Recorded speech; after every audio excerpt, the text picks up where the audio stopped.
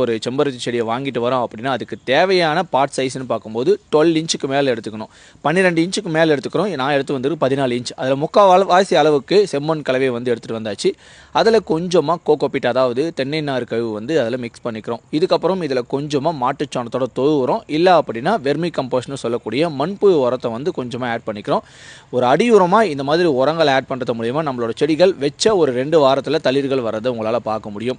இந்த மாதிரி மண் கலவையை நல்லா மிக்ஸ் பண்ணி நம்ம எடுத்து வச்சிருக்க பாட்டில் ஹோல்ஸ் இருக்குதா பார்த்துக்கோம். அதுக்கப்புறம் மண் கலவை எடுத்து அதில் நிரப்புறங்க. ஒரு பாதிலேருந்து முக்கால்வாசி அளவுக்கு நிரப்புனதுக்கப்புறம் நம்ம எடுத்து வச்சுருக்க அந்த கவரில் இருக்கக்கூடிய அந்த செடியை பிரித்து அந்த மண்ணோட வைக்கணும். ஸோ கவரில் இருக்கக்கூடிய அந்த மண்ணை உதிர்த்துட்டிங்க அப்படின்னா செடிகள் ட்ரை ஆகிடுங்க. அதுக்கப்புறம் ஃபுல்லாகவே வந்து பார்த்துட்டிங்கன்னா நம்ம எடுத்து வச்சுருக்க அந்த மண் கலவையை போட்டுட்டு தண்ணி ஊற்றி வைக்கணும்.